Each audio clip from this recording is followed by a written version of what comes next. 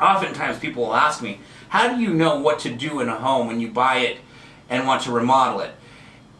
Believe it or not, you're just a safe way to approach that answer, basically approach that scenario, is copy what the other houses sold for, copy their remodel, what they sold for, that as far as the price that you want to sell at.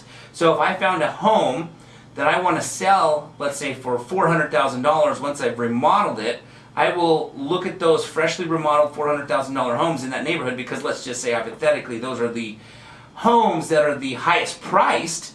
Then that is the price that I'm going to chase, hypothetically, and chase is probably not the right word, shoot for, because that is what the highest price homes are selling for in that area. Then I'm just going to look at the pictures and go, oh, that's pretty much what I'm going to do too. I'm just going to copy that. I'm not going to improve it more because I'm going to spend more money than necessary. I now know what I need to do to a home to get that $400,000 price point, if that makes sense. So basically what I'm going to do is look at all the pictures, figure out the homes that are selling for top dollar, and then duplicate my remodel like those homes so that I too can also get top dollar of what the market's asking.